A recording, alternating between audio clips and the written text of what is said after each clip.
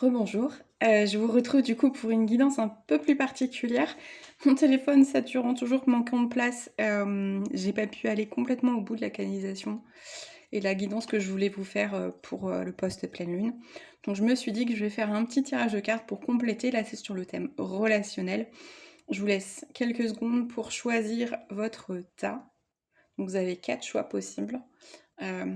J'ai tiré une carte avec, le tarot des anges, le tarot des oppositions, l'oracle, le petit oracle astromystique et l'oracle qui est présent dans le livre de Maureen Mellet, les 9 accords du couple allié.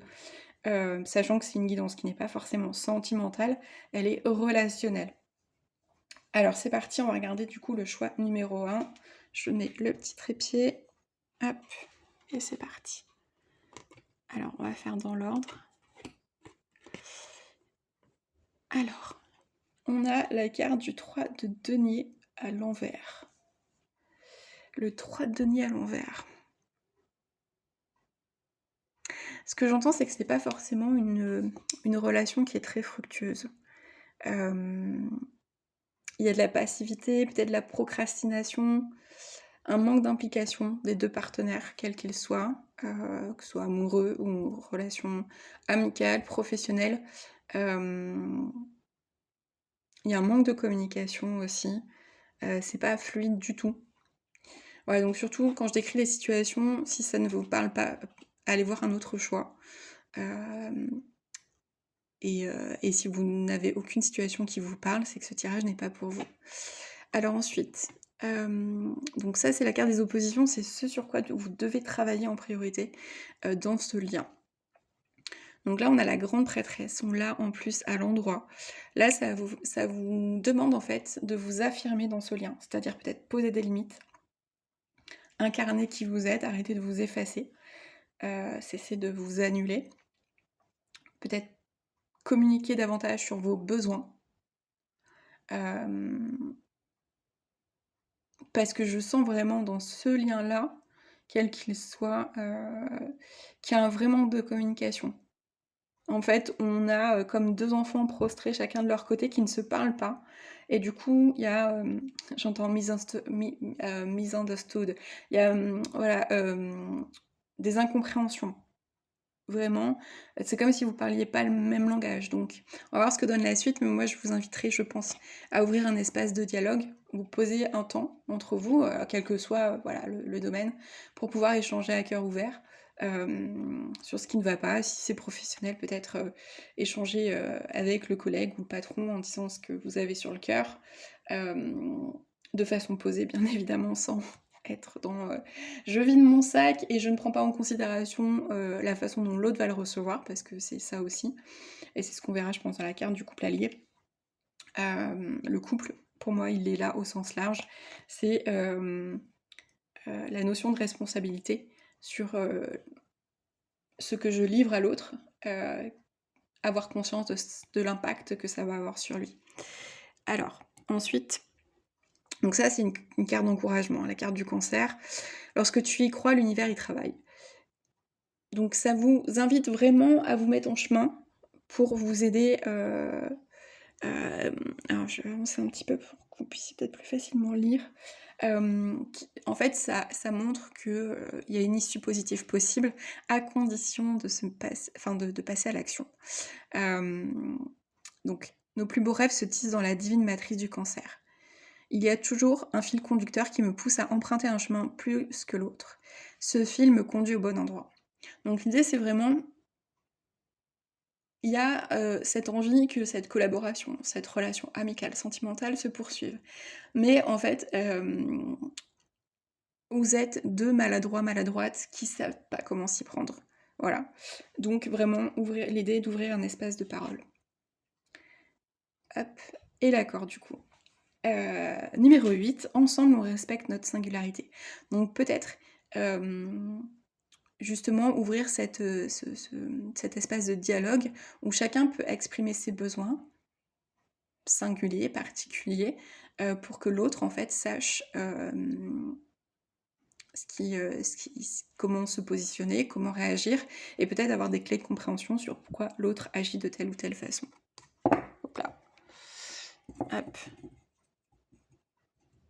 Alors, l'accord numéro 2, enfin le tirage numéro 2.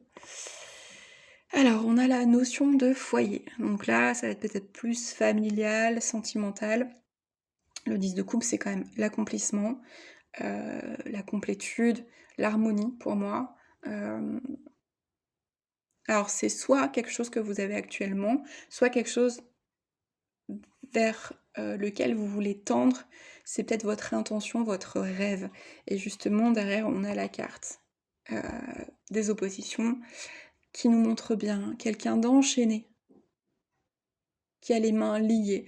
Donc peut-être que la situation que vous vivez actuellement, ce n'est pas celle que vous souhaiteriez vivre, qu'il y a des chaînes du passé à libérer, voilà, qu'il y a des cordes, en fait, des liens qui vous retiennent et soit pour vous défaire d'une situation actuelle qui est peut-être toxique, qui n'est pas bonne pour vous, soit, dans l'idée de libérer des traumas du passé, des schémas répétitifs, pour pouvoir rencontrer quelqu'un derrière et avoir, ce foyer aimant, bienveillant que vous avez toujours voulu.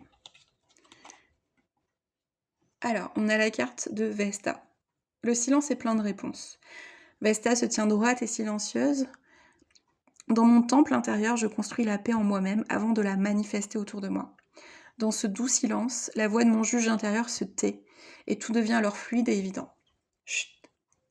Voilà, ça correspond à la deuxième interprétation que je vous disais, c'est-à-dire faire la paix en soi, libérer, pour pouvoir accueillir autre chose. Et du coup, l'accord numéro 7, ensemble on saisit la valeur de notre nous.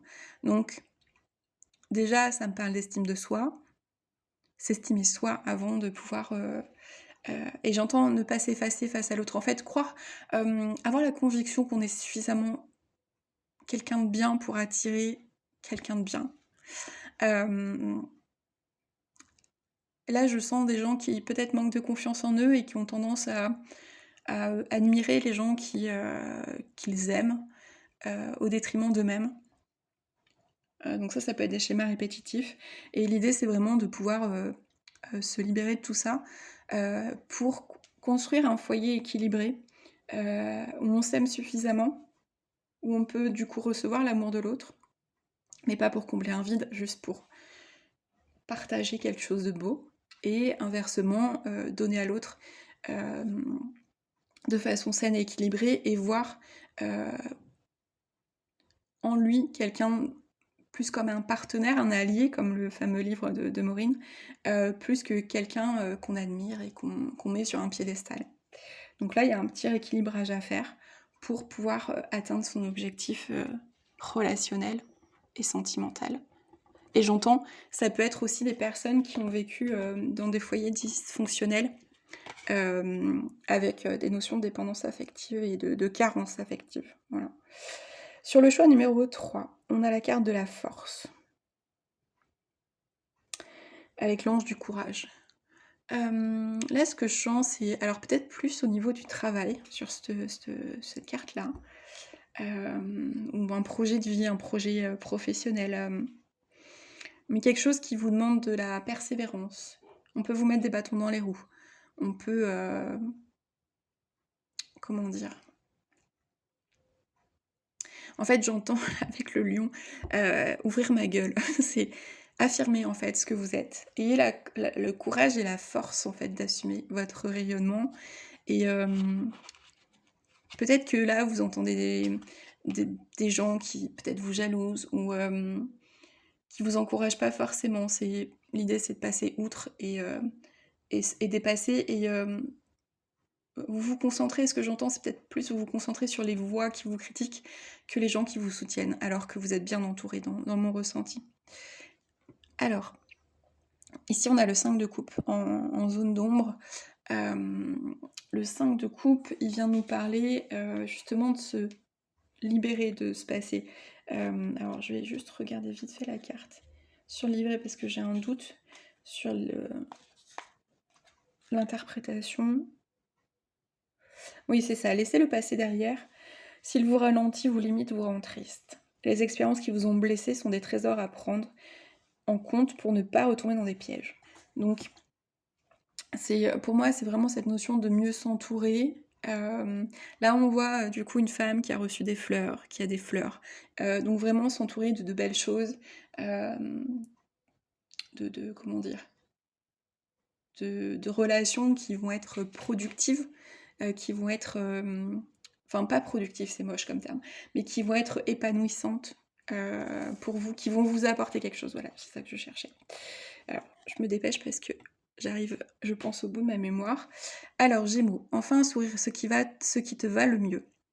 Les Gémeaux incarnent le bourdonnement de la vie, il est temps pour moi de pétiller, de respirer la joie et de vivre. Je choisis de me tourner vers l'extérieur avec un état d'esprit résolument optimiste et joyeux. Oui, des miracles peuvent se produire. Donc vraiment, là c'est comme s'il y avait l'empreinte du passé qui vous retenait, alors que les choses ont vraiment changé. Regardez autour de vous, faites le point sur vos relations comme elles sont aujourd'hui, et vous verrez qu'il y a vraiment quelque chose. Et au niveau de l'accord, on a le numéro 4. Donc le 4, c'est la construction. Là, pour moi, c'est important de le dire sur ce tirage-là. On autorise l'erreur, c'est-à-dire accepter, entre guillemets, les erreurs du passé. Elles font partie de vous. Vous avez compris la leçon, vous n'allez pas forcément reproduire. Donc je pense qu'il y a cette appréhension de répéter des schémas. Mais avancez le pas confiant, les choses ont changé. Et le dernier tirage, hop, je me dépêche pour pas que ça sature. Alors, le 5 d'épée, on a la notion de perte. Donc là, il y a peut-être des deuils à faire. Que ce soit deuil relationnel, deuil de personnes qui sont parties sur d'autres plans, on va dire. Je ressens beaucoup de tristesse là sur ce tirage-là, donc je pense qu'il y a des choses à évacuer, des choses à guérir. Comme si les personnes étaient vraiment acculées par ce chagrin et avaient du mal à se concentrer sur autre chose. Ce qui vient pourrir leur relation, j'entends. Comme si la personne n'est pas dépressive, mais avait du mal à se remettre d'une perte. Et là, donc sur le travail d'ombre, on a le roi de coupe. Le roi de coupe, il nous invite à l'ouverture de cœur. Il nous invite à recevoir. Et peut-être que là, vous avez besoin en fait de laisser re-rentrer quelqu'un dans votre vie. Et que la porte est un peu verrouillée, le cœur est un peu serré. Et j'entends même le périnée. Donc peut-être que voilà, il y a eu. C'est comme si vous verrouilliez chaque porte entre guillemets énergétique de votre corps et que vous empêchiez en fait de rencontrer quelqu'un. Et je sens, alors ce serait peut-être plutôt sur des femmes concernées, qu'il y a des hommes bien, ou du moins une polarité masculine bien qui attend que vous ouvriez votre cœur et vous faites de la résistance. Donc l'idée c'est vraiment de s'autoriser à être heureux à nouveau, heureux, heureuse. Voilà, bah ça conforte. Tourne-toi vers le soleil, l'ombre est derrière toi, sera derrière toi. Le positif vient à toi, à condition de le laisser rentrer. Et la carte de l'accord numéro 3, ensemble on pose les limites. Donc peut-être qu'il y a eu des relations toxiques par le passé, qu'on a besoin qu'on est un peu vigilant, ou alors tout simplement que justement comme on a été dans cette période de deuil, qu'on a eu du mal peut-être à se remettre d'une séparation, de la perte d'un proche, donner entre guillemets le rythme à l'autre, à cette personne en attente de votre ouverture de cœur, lui dire laisse-moi prendre le temps et je te dis au fur et à mesure que je peux passer une étape avec toi. Voilà, j'espère que ça vous aura parlé, ça a changé un petit peu de ce que je fais d'habitude. Si jamais vous avez besoin d'une guidance personnalisée, n'hésitez pas à me contacter à encreterre-et-ciel@gmail.com et je vous dis à bientôt.